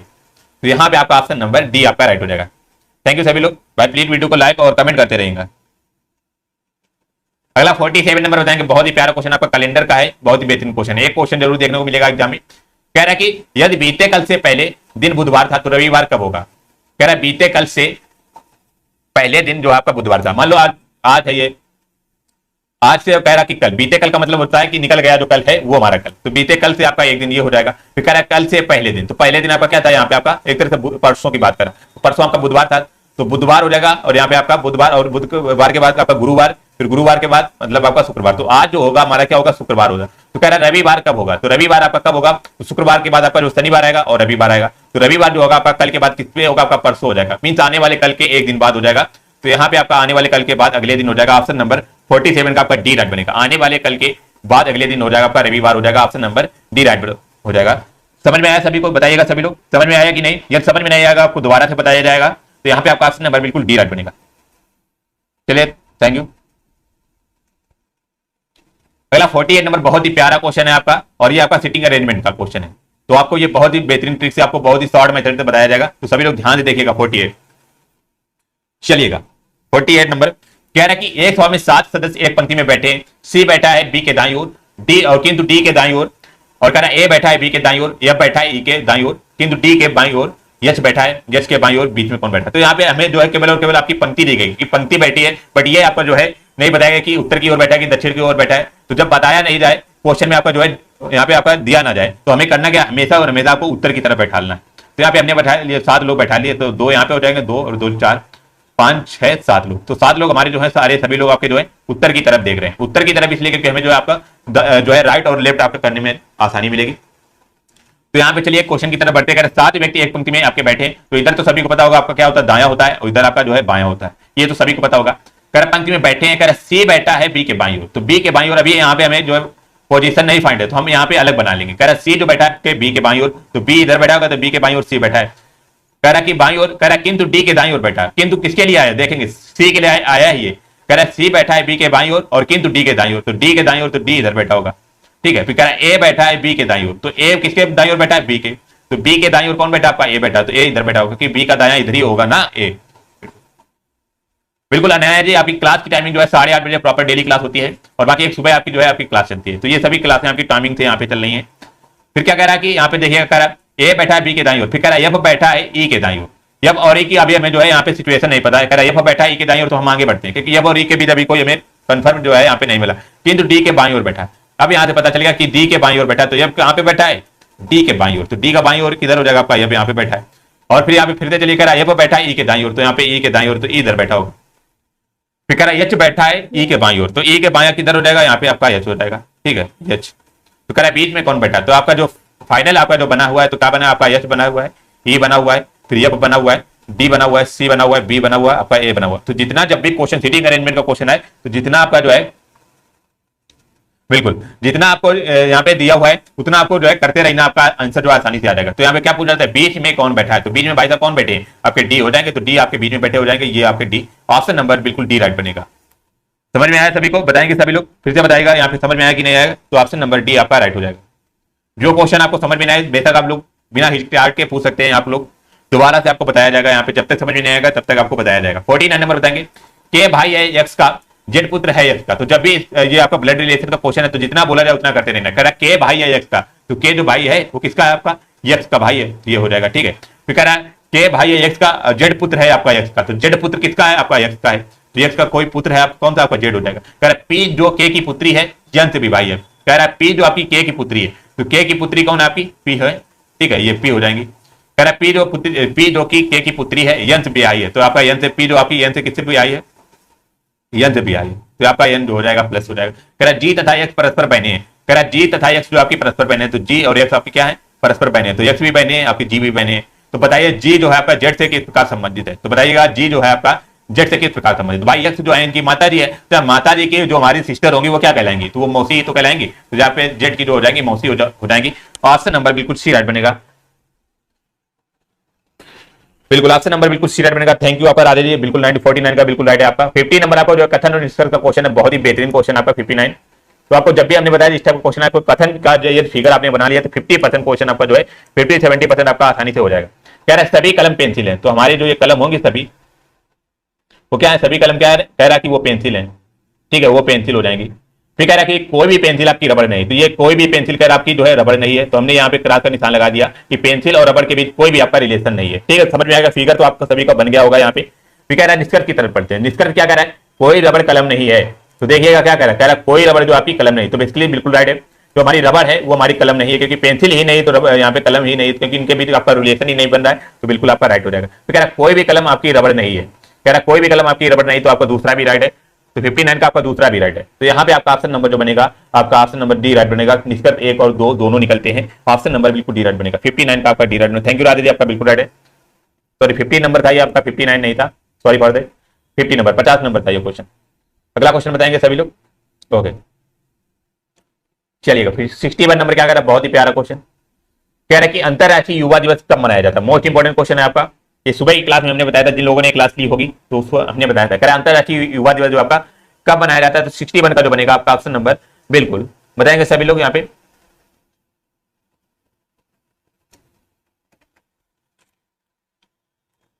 तो यहाँ पे जो बनेगा ऑप्शन नंबर बिल्कुल सी राइट बनेगा। 12 अगस्त को जो हमारा अंतरराष्ट्रीय युवा दिवस मनाया जाता है, याद रखेंगे ऑप्शन नंबर बिल्कुल सी 12 अगस्त। और यहाँ पे कंफ्यूजन है, यदि बात करें राष्ट्रीय युवा दिवस, राष्ट्रीय युवा दिवस की बात करेगा तो याद रखें वो हमारा कब मनाया जाता है, 12 जनवरी को। 12 जनवरी को आपका राष्ट्रीय युवा दिवस मनाया जाता है और अंतरराष्ट्रीय युवा दिवस हमारा 12 अगस्त को मनाया जाता है। तो ऑप्शन नंबर बिल्कुल सी राइट बनेगा, याद रखेंगे सभी लोग। बिल्कुल अनन्या जी, राधा जी, सभी लोग प्लीज आंसर करिएगा, और जो लोग वीडियो को लाइक नहीं किए प्लीज लाइक कर देंगे।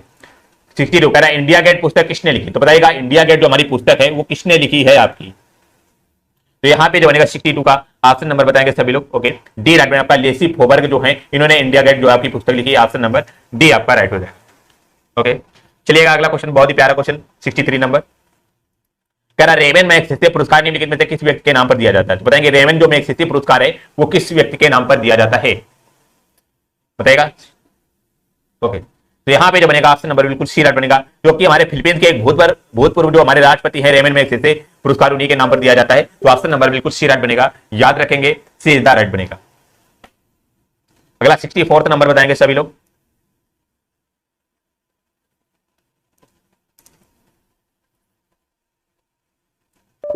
चलिएगा बताएंगे सभी लोग। 64 नंबर क्या कर रहा है, कह रहा है निम्नलिखित में से किस खेल को 3 रूप भेदों में खेला जाता है, घोड़ा साइकिल और हाथी। कौन सा खेल है जो हमारे 3 रूपों में खेला जाता है, घोड़ा साइकिल और हाथी में। तो यहाँ पे 64 का जो बनेगा ऑप्शन नंबर बिल्कुल सी राइट बनेगा। पोलो जो एक ऐसा खेल है जो कि हमारे घोड़े से भी खेला जाता है, साइकिल से भी खेला जाता है और हाथी से भी, तो ऑप्शन नंबर बिल्कुल सी राइट बनेगा। इसके 3 प्रकार हैं, सी का राइट हो जाएगा, पोलो इज द राइट बनेगा। 65 नंबर बहुत ही प्यारा क्वेश्चन आपका, कह रहा भगवान पशुपतिनाथ मंदिर स्थित है, बताएंगे भगवान जो पशुपतिनाथ मंदिर है वो कहां पे स्थित है। तो यहां पे जो बनेगा आपका ऑप्शन नंबर बिल्कुल डी राइट में, आपका नेपाल के काठमांडू में जो आपका स्थित है, कौन सा आपका भगवान पशुपतिनाथ मंदिर, पशुपतिनाथ मंदिर इस राइट बनेगा। 66 नंबर क्या कह रहा है, इनमें से कौन सी पर्यटक ट्रेन है, तो बताना है यहाँ पे कौन सी इसमें से आपकी पर्यटक ट्रेन हो जाएगी। बिल्कुल आप सभी लोग अंगूठे का प्रयोग करें। तो यहाँ पे 66 का जो बनेगा ऑप्शन नंबर बिल्कुल डी राइट बनेगा। ये सभी जो आपकी पर्यटक ट्रेन कौन, पहले सॉन व्हील आपका बिल्कुल राइट है। रॉयल राजस्थान, महाराणा एक्सप्रेस जो है, ये सभी आपके जो है अभी क्या पर्यटक ट्रेन है, ऑप्शन नंबर बिल्कुल डी आपका राइट बनेगा। अगर 67 नंबर क्या बताइएगा सभी लोग, कि भारत ने अपना पहला उपग्रह आर्यभट्ट अंतरिक्ष में कब छोड़ा। तो बताएंगे पहला जो उपग्रह था भारत का आर्यभट्ट, वो अंतरिक्ष में कब छोड़ा गया था। मोस्ट इंपोर्टेंट क्वेश्चन है आपका, ये याद रखेंगे सभी लोग। 67 नंबर, तो ऑप्शन नंबर यहाँ पे जो बनेगा ऑप्शन नंबर ए आपका राइट बनेगा। 1975 में जो है आपका अंतरिक्ष में छोड़ा गया था पहला उपग्रह आर्यभट्ट, ऑप्शन नंबर ए आपका राइट हो जाएगा। 68 नंबर बताएंगे, कह रहा प्रसिद्ध पुस्तक राज तरंगिणी के लेखक कौन है। तो बताएंगे राज तरंगिणी के लेखक को पूछा है यहाँ पे, कौन से बहुत ही प्रसिद्ध फेमस पुस्तक है आपकी। तो यहाँ पे आपका ऑप्शन नंबर बिल्कुल जो है आपका बी राइट बनेगा, कल्हड़ हो जाएगा, जो कि इनके लेखक है कल्हड़। और यहाँ पे याद रखें राज तरंगिणी का जो फुल आपका अर्थ क्या होता है। तो राज तरंगिणी का जो अर्थ होता है कि राजाओं की नदी, राजाओं की नदी जो है इसका अर्थ होता है। तो यहाँ पे आपका ऑप्शन नंबर जो बनेगा आपका जो है कल्याण इज द राइट बनेगा।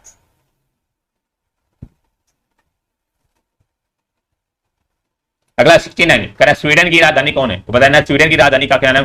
जिन लोगों ने आज विश्व के भूगोल की क्लास ली होगी तो उनको ये पता होगा पूछना कि आपकी जो है विश्व के भूगोल की आज की मैराथन क्लास हुई थी, तो जिन लोगों का विश्व का भूगोल थोड़ा सा कमजोर है तो आप लोग क्लास देख सकते हैं, बहुत ही बेहतरीन क्वेश्चन वहां पे कराए गए। तो यहाँ पे जो बनेगा ऑप्शन नंबर बिल्कुल ए रट बनेगा। स्टॉकहोम जो आपकी स्वीडन की राजधानी क्या है? स्टॉकहोम। ऑप्शन नंबर बिल्कुल ए रट बनेगा। याद रखेंगे यहाँ पे ट्रिपुल बर्न कहाँ की राजधानी? तो याद रखेंगे बर्न जो आपकी स्विट्जरलैंड की आपकी राजधानी जो है आपकी बर्न हो जाएगी। और आपकी मैड्रिड जो आपकी स्पेन की राजधानी है। और लक्समबर्ग की पूछ ले तो हमारी लक्समबर्ग जो आपकी ये लक्समबर्ग की राजधानी है। लक्समबर्ग जो आपकी लक्समबर्ग देश की ही राजधानी है। तो यहाँ पे आपका ऑप्शन नंबर ए आपका राइट हो जाएगा बिल्कुल।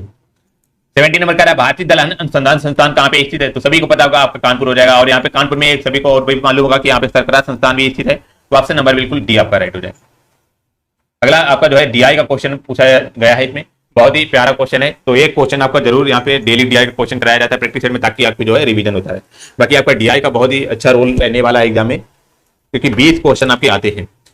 तो बेसिकली ये क्वेश्चन क्या कह रहा है देखेंगे, क्वेश्चन को ध्यान से देखिएगा सभी लोग। कह रहे कि वर्ष 2016 में एक क्षेत्रीय व्यवसायिक ब्लॉक के 6 देशों ABCD का सकल राष्ट्रीय उत्पाद जो आपका जो है अमेरिकी डॉलर में दिया हुआ है। तो आपके जो है यहाँ पे आपके जो है 6 ब्लॉक हैं, 6 देश हैं आपके ABCD जो हमारे 6 देश हैं। इनके जो आपके ये अरब जो है आपके डॉलर दिए हुए राष्ट्रीय उत्पाद का जो है आपका डॉलर में दिया हुआ है $20, $40 जो आपका 60 और 80, 100 इस प्रकार से डॉलर दिया हुआ है। तो आपके ABCD के द्वारा जो है एक तरह से ये राष्ट्रीय उत्पाद है। तो पहला क्वेश्चन यहाँ पे क्या कह रहा है देखेंगे।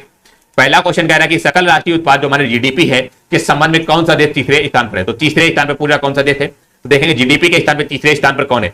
तो पहले स्थान पर तो सभी को पता होगा आपका हो जाएगा बी हो जाएगा, बी आपका पहले स्थान पे। दूसरे स्थान पे देखेंगे कौन सा आपका 90 आपका बी हो जाएगा दूसरे स्थान पे। तीसरे स्थान पे कौन है आपका? तो तीसरे स्थान पे जो दिख रहा होगा आपका सी हो जाएगा। और यहाँ पे आपका चौथे पे कौन दिख रहा है? आपका चौथे पे दिख रहा होगा आपका जो है 50 हो जाएगा आपका एफ हो जाएगा। फिर पांचवें पे आपका कौन सा हो जाएगा? आपका ए हो जाएगा। और लास्ट में जो आपका हो जाएगा आपका डी हो जाएगा 6 पे। तो यहाँ पे तीसरे की बात करें तो तीसरे पे आपका कौन सा हो जाएगा? आपका सी देश जो हो जाएगा वो तीसरे स्थान पे जीडीपी में। ऑप्शन नंबर बी आपका राइट हो जाएगा। समझ में आया सभी को? तो आपका ऑप्शन नंबर बिल्कुल बी राइट। अगला क्वेश्चन क्या कह रहा है 82 नंबर, बहुत ही अच्छा क्वेश्चन है। कह रहा है कि देश ए का सकल राष्ट्रीय उत्पाद जिसे जीडीपी बोलते हैं, कह रहा है देश ए का जो हमारे जीडीपी है देश एफ से कितनी राशि से कम है? तो बताना है कि आपका देश ए का जो जीडीपी है वो देश एफ के जीडीपी के बीच अंतर बताना है। तो देश ए का जीडीपी कितना था हमारा? तो देश ए का हमारा 30 है और एफ का हमारा 50 है। तो ए का जीडीपी की बात करेंगे तो हमारा कितना आपका 30 हो जाएगा और एफ का आपका जीडीपी कितना आपका 50 है। तो यहाँ पे कह रहा था एफ से कितनी राशि से कम है? तो एफ से कितना कम है आपका? 20 कम हो जाएगा। तो 20 कम है तो अंतर आपका ऑप्शन नंबर 20 का यहाँ पे हो जाएगा अंतर। ऑप्शन नंबर बिल्कुल ए राइट। अच्छी हल्के बिल्कुल बिल्कुल हल्के में ना लीजिएगा पेट को। तो यहाँ पे आपका ऑप्शन नंबर बिल्कुल ए राइट बनेगा। अगला 83 नंबर बताएंगे सभी लोग, बहुत ही अच्छा क्वेश्चन। कह रहा है देश ए सी और एफ के कुल जो है राष्ट्रीय उत्पाद से क्या अनुपात है? तो देश ई का जो अनुपात है पूछा कि ए सी और एफ के राष्ट्रीय अनुपात से कितना है बताइएगा। तो ए सी एफ का कितना हो जाएगा आपका? ए का आपका जो हो जाएगा 30 हो जाएगा, सी का आपका 70 हो जाएगा, एफ का कितना आपका 50 हो जाएगा और ई का आपका 90 है। तो 30 70 50 90। तो ए का हमारा कितना आपका? ए का आपका 90 है और ए का कितना आपका 30 हो जाएगा और सी का आपका कितना हो जाएगा 70 है आपका, ए आपका कितना आपका 50 है। तो इनका टोटल कितना हो जाएगा? 30 70 50 का आपका 150 हो जाएगा और आपका ई का कितना आपका 90। तो इनका अनुपात पूछ रहा था 150 बटे आपका 90 हो जाएगा। तो आप काट लेंगे तो 53 15 और 3 53 तो 5 और 3 का अनुपात हो जाएगा। ऑप्शन नंबर बी आपका राइट हो जाएगा। जितना क्वेश्चन में बोला जाए उतना बस करते रहना है। चलिए 84 नंबर बताइएगा सभी लोग। कह रहा है यदि पिछले दशक में 6 देशों के संयुक्त राष्ट्रीय उत्पाद में 50% वृद्धि हो तो 10 वर्ष पहले उनका सकल जो है आपका संयुक्त वार्षिक सकल राष्ट्रीय उत्पाद कितना था? तो बताएंगे। कह रहा है यदि पिछले जो आपके 6 देशों के संयुक्त राष्ट्रीय उत्पाद में जो है 50% की वृद्धि हो, ठीक है। तो कह रहा कि तो पहले 10 वर्ष पहले उनका संयुक्त वार्षिक जो है सकल राष्ट्रीय उत्पाद कितना था? तो बेसिकली यहाँ पे क्वेश्चन क्या कह रहा है कि पहले हम क्या करेंगे, टोटल आपका जो है यहाँ पे जीडीपी निकालेंगे, जो वर्तमान की जीडीपी है वो निकालेंगे। तो 10 वर्ष पहले फिर निकाल लेंगे, तो 10 वर्ष पहले जो होगी वही हमारा हो जाएगा, ठीक है। तो यहाँ पे क्वेश्चन को देखिएगा, यदि पिछले दशक में आपकी जो है 50% की वृद्धि हो जाए, ठीक है। तो यहाँ पे टोटल हम निकालेंगे तो हमारी टोटल कितनी है आपकी कुल जो आपकी राष्ट्रीय उत्पाद जो आपके 6 देशों की कितनी आपकी 30 और आपका 70 200 हो जाएगा, 220 हो जाएगा और 270 हो जाएगा। 270 आपका 90 360 हो जाएगा। तो टोटल आपकी 6 देशों की आपकी जो जीडीपी है आपकी 360 हो जाएगी। तो टोटल आपका 360 हो जाएगा। यहाँ पे कुल आपकी वर्तमान की है हमारी वर्तमान की आपकी कितनी है आपकी 360 हो जाएगी। और यहाँ पे कह रहा कि 6 देशों के संयुक्त राष्ट्रीय उत्पाद में 50% की वृद्धि हो जाए। तो 50% की वृद्धि हो जाए, फिर कह रहा है 10 वर्ष पहले उनका संयुक्त वार्षिक जो है उत्पाद कितना था। तो यहाँ पे कह रहा है 50% की वृद्धि हो जाए। तो वर्तमान में आपकी 360 है और इसकी जो 50% की वृद्धि हो जाए मीन 150 हो जाए, 150 हो जाएगा, अपान में 100 हो जाएगा। तो इसको सॉल्व कर लेंगे, जो आंसर आएगा वही हमारा राइट आंसर होगा। तो ये 10 वर्ष पहले की आपकी थी, तो ये 10 वर्ष पहले की थी। ठीक है, तो यहाँ पे आपका 0 से 0 कट जाएगा, तो 15 से यहाँ पे डिवाइड करेंगे तो कितना हो जाएगा, सॉरी 15 से आपका मल्टीप्लाई करेंगे, 15 से 90, 15 से 45 9 कितना हो जाएगा, 45 9 आपका हो जाएगा 54 हो जाएगा। तो 540 ऑप्शन नंबर बिल्कुल ए राइट बनेगा आपका। 540 यहाँ पे हो जाएगा, जो कि आपकी 10 वर्ष पहले आपकी यहाँ पे जीडीपी थी। ऑप्शन नंबर बिल्कुल ए राइट बनेगा। अगला क्वेश्चन बताएंगे आपका, फिर से यहाँ पे आपका आ चुका है डीआई का, तो सभी लोग बताएंगे कराया जाए क्वेश्चन की। अगला क्वेश्चन बताएंगे, चलिए एक सर्कल वाला क्वेश्चन देख लेंगे। यहाँ पे कह रहा है कि आपका जो है गुजरात और राजस्थान और कर्नाटक और आपका उत्तर प्रदेश, गोवा और महाराष्ट्र का आपका जो है बेसिकली आपके यहाँ पे जो है यहाँ पे वो जो है रहने वालों की संख्या दी गई है। ठीक है, और जो कि हमारी 6 राज्यों में कुल जनसंख्या आपकी जो है इतनी है। ठीक है, कह रहा है प्रत्येक राज्य की जनसंख्या में पुरुष व महिला का अनुपात जो है आपका कितना है। राजस्थान में आपका 1:7 है, महाराष्ट्र में 5:7 है, और आपका उत्तर प्रदेश में 6:5 है, गोवा में 5:7, कर्नाटक में 7:8, जो आपका गुजरात में 9:6।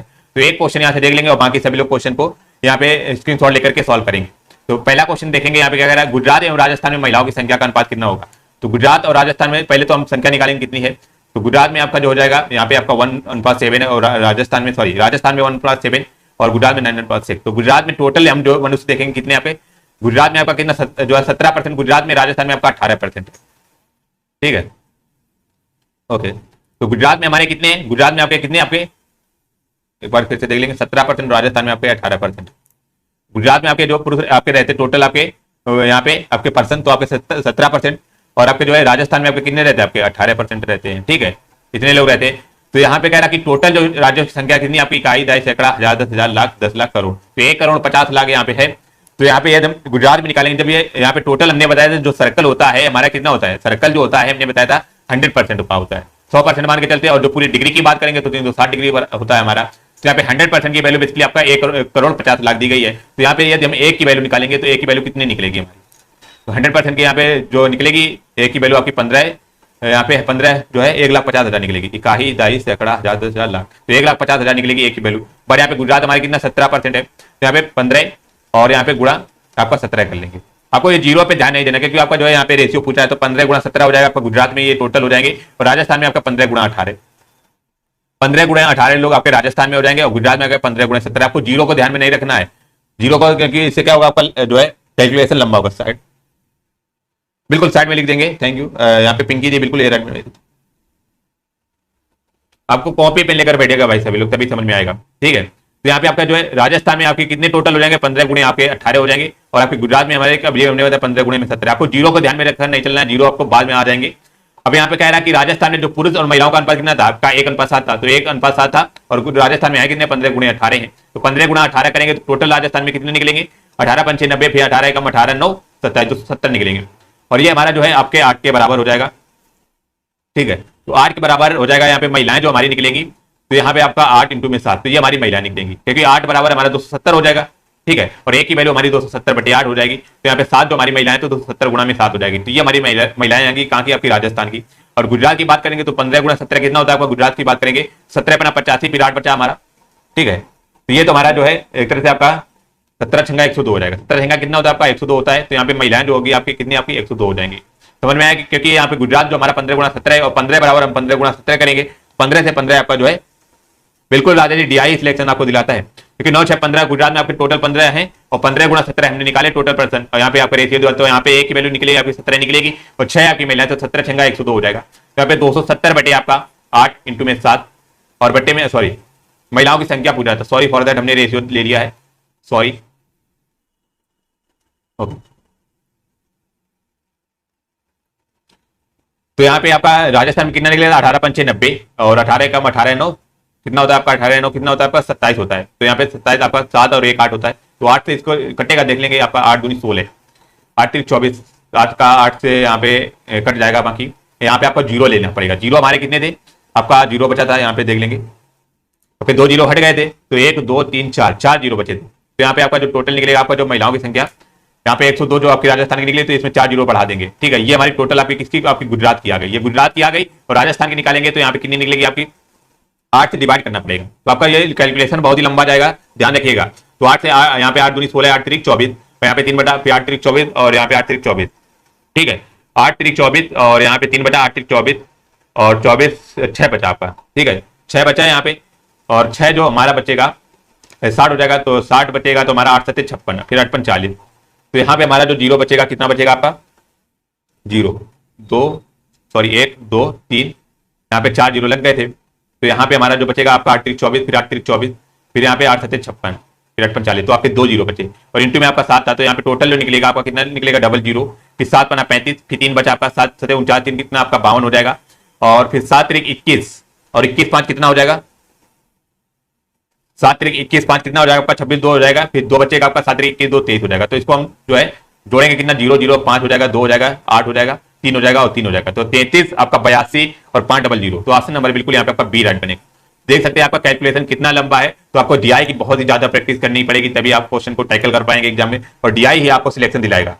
बिल्कुल योगेश उपाध्याय, बिल्कुल आपका ऑप्शन नंबर बिल्कुल यहाँ पे आपका बी राइट बनेगा। तो ऑप्शन नंबर बी आपका राइट बनेगा। आप लोग जो है क्वेश्चन को यहाँ पे कॉपी पे, यहाँ पे पीडीएफ पे आपका जो है थोड़ा सा दिक्कत मिल रहा होगा, बाकी आपको बहुत ही प्रयास कर रहे हैं, तो यहाँ पे आपका ऑप्शन नंबर बिल्कुल बी राइट बनेगा। तो बाकी आप लोग सभी लोग ये क्वेश्चन को सॉल्व कर सकते हैं, और आपको जो है यहाँ पे स्क्रीनशॉट ले लीजिएगा। चलिए अगला क्वेश्चन देखेंगे। अगला क्वेश्चन ये आपका डीआई का, ये भी क्वेश्चन करा देंगे हम।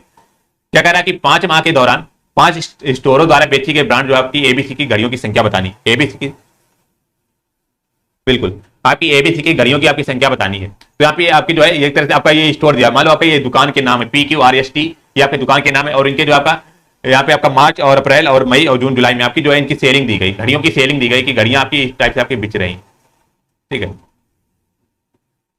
ठीक है। तो चलिए पहला क्वेश्चन देखेंगे। पहला क्वेश्चन क्या कह रहा है, बहुत ही बेहतरीन क्वेश्चन है। कह रहा है कि मार्च की तुलना में जून माह में स्टोर टी द्वारा बेची गई घड़ियां की संख्या से कितने प्रतिशत अधिक है। याद रखें, ध्यान दे पड़ेगा क्वेश्चन को। आपका जो है यहाँ पे दिया हुआ है, यहाँ पे नीचे लिखेंगे PQRST, ये हमारा P है, ये हमारा Q है, ये हमारा R है, ये हमारा S है, ये हमारा T है। ठीक है, कह रहा है कि मार्च की तुलना में जून माह में स्टोर टी द्वारा बेची गई घड़ियां, तो मार्च में कितनी आपकी टी द्वारा बेची गई है, तो मार्च में आपकी 275 बेची गई टी के द्वारा। ठीक है, और आपकी जून में फिर कह रहा है आपकी जून माह में, तो जून माह में कितनी बेची गई, आपकी 407 बेची गई है। ध्यान से देखेंगे सभी लोग, तो यहाँ पे जून माह में आपकी 407 है, और आपकी जो है यहाँ पे मार्च में आपकी 275 है। तो कह रहा था कि बेची गई घड़ियों की संख्या से कितने प्रतिशत वृद्धि हुई। तो यहाँ पे आपका कितने प्रतिशत वृद्धि हुई, यहाँ पे 275 आपकी मार्च में बेच रही थी, 407 जो आपकी जून में बेच रही थी। तो यहाँ पे डिफरेंस निकलेगा, कितना निकलेगा आपका 2 और आपका 3 और आपका 132 निकलेगा। अपान में 275 इंटू में 100 कर देंगे, तो सॉल्व करेंगे जो आंसर आएगा वही हमारा हो जाएगा। सॉल्व करेंगे 5 55 25, और यहाँ पे आपका 55 25 2 बचा 55 25। ठीक है, तो ये हमारा कितना हो जाएगा, आपका 20 हो जाएगा। फिर 5 से काटेंगे, 5 के 20 हो जाएगा। अपान में 11 हो जाएगा, उसको 11 से काटेंगे तो 11 एकम 11, फिर 11 दूनी 5, तो 12 48% आ जाएगा। यहाँ पे आपकी वृद्धि जो मार्च से जून में आपकी जो वृद्धि हुई घड़ियों की, तो आपका 48%। ऑप्शन नंबर बिल्कुल यहाँ पे आपका ए राइट हो जाएगा। समझ में आया आप सभी को? 92 नंबर बताएंगे सभी लोग। कह रहा है कि जून एवं मार्च माह में स्टोर आर द्वारा बेची गई घड़ियां की कुल संख्या क्यू द्वारा इन्हीं माह में बेची गई घड़ियों की कुल संख्या के मध्य अंतर निकालें। तो जून व मार्च में आपकी क्यू आर द्वारा घड़ियां और जून और माह में क्यू द्वारा घड़ियां के बीच अंतर निकालना है। देखेंगे जून माह में आपके क्यू और आर द्वारा बेची गई घड़ियां कितनी, 198 और 225 है। तो आर द्वारा जो घड़ियां बेची गई हैं कितनी जून माह में, सॉरी 198 और आपकी 225 है।